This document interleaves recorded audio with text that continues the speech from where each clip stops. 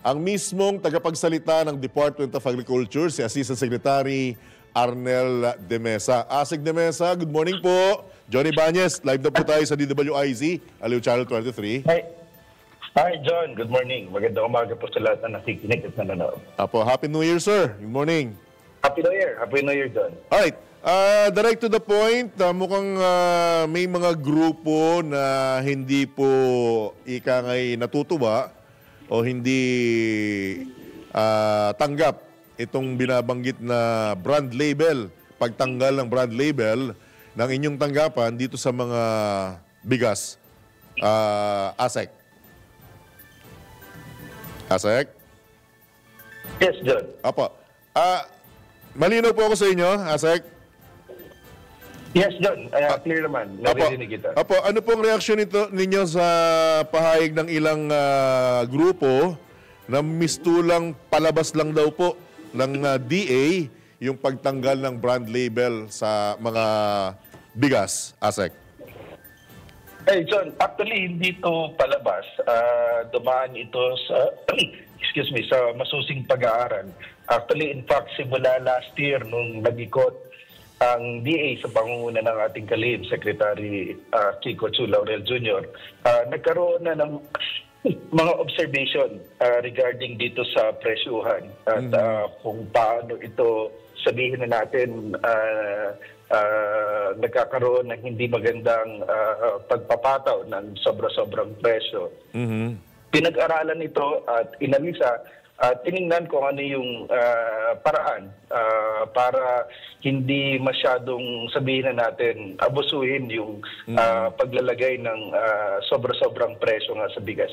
At isa na ron yung paglalagay ng premium at special. Ito kasi yung pamamaraan ng ilan na pag sinabing premium special, exempted na sila doon sa pagbaba ng presyo at dapat ay they will be enjoying higher prices for the rice. Base sa pag-analisa, kung titingnan natin, sa ngayon yung presyo halimbawa ng Thai o Vietnam 5%, ang presyo niyan ay mababa na sa international market. At kung idadagdag mo yung $30 na shipping cost per ton, plus yung taripa na 15%, and of course, yung babasihin ito nasa 58 plus, ang landed cost niyan ay nasa 40 plus pesos lamang. At presyo talaga ng 5% ay hindi lalabas ng 60 pesos kada kilo. At yan ay nakikita.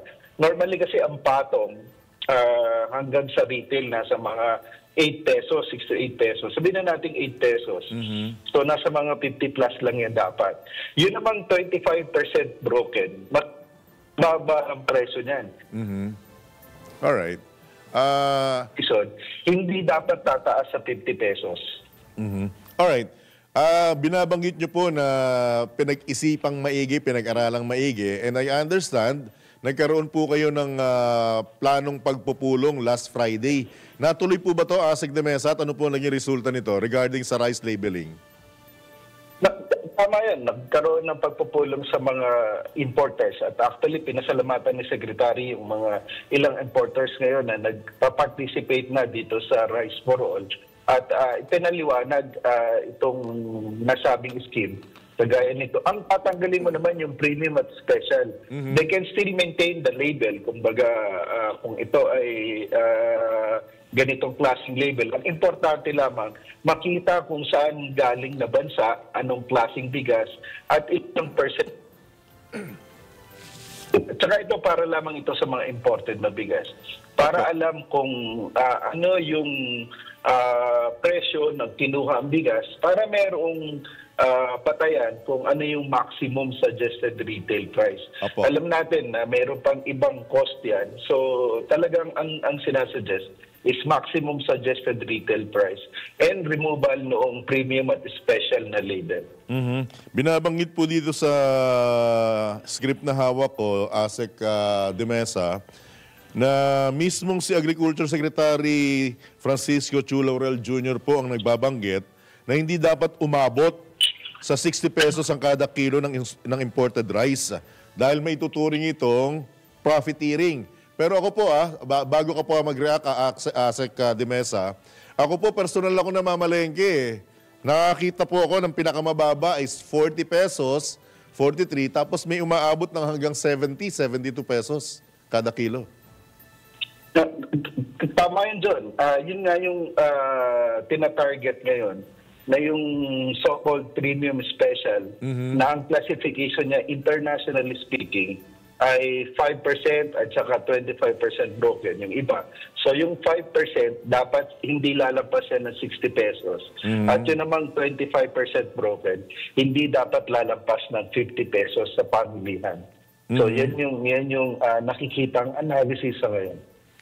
Pag binanggit pong maximum suggested retail price, hanggang saan po ang target nyo, Asek de Mesa?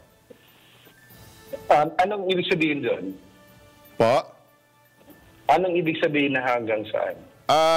Hanggang saan po yung pinakamahal na dapat makikitang presyo ng bigas kada kilo? Tama po ba? Kung MSRP, magtatakda pa lamang.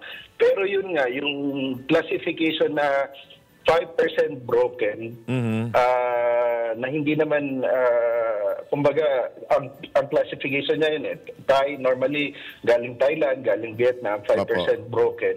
Dapat hindi lalabas ng 60%. And then yung 25% broken naman, dapat hindi lalabas ng 50%. Sa ngayon, pero depende, nagbabago daily yung exchange rate. Titingnan kung magkano yung magiging MSRP para sa ganitong klaseng bigas. At magiging effective po ito after pa ng January, Asek, tama po ba? After of course ng mag-issue ng necessary guidelines and clearances for this. Apo. Binabanggit din po ng isang grupo, in particular itong Bantay Bigas, na matapos pong ilabas yung EO62, mas marami pong nagsulputan anyang iba't ibang pangalan ng mga imported at lokal na bigas na nila nagmamanipulate po ng presyo nito. Anong reaksyon niyo po rito, Asek de Mesa?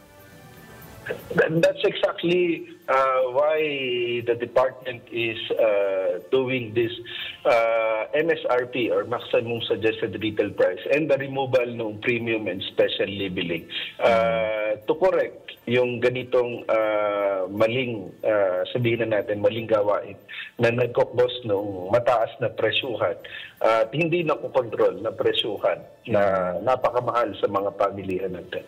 Opo. At considering na nakikita ko rin nga po yung quality, if ever po na matupad po itong sinasabi ninyong adjustment sa presyo ng bigas, hindi naman po ba maapektuhan yung quality nito, Asek de Mesa?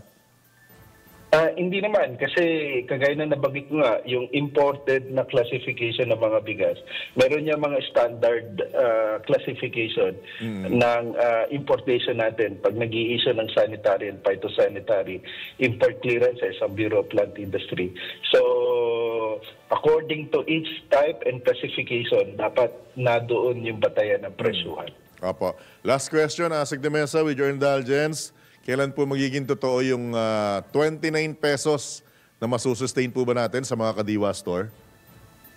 At tuloy-tuloy, John, yung ating 29 pesos na NFA rice ito, yung aging stock natin, na binibenta natin para lamang doon sa mga piling sektor ng ating lipunan, yung mga vulnerable, yung 4-piece, senior citizen, single parent, at saka PWDs.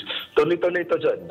Hindi ito natitigil. Alright. Sa inyo po pagkakataon, Asek de Mesa, baka may karagdagan pa po kayo mensahe sa ating po mga kababayan. Go ahead, sir. John, magpasalamat na lang kami at bumabati kami ng isang manigong bagong taon para sa lahat na nakikinig at nanood. Magandang umaga po at maraming salamat. Alright. Thank you, Asek. Good morning. God bless po. Salamat po. Salamat po. Mabuhay ka, John. Thank you. Good morning. Yan po mga kabalitan, kabalitaktakan, ang mismong tagapagsalita ng Department of Agriculture, si Assistant Secretary Arnel de Mesa.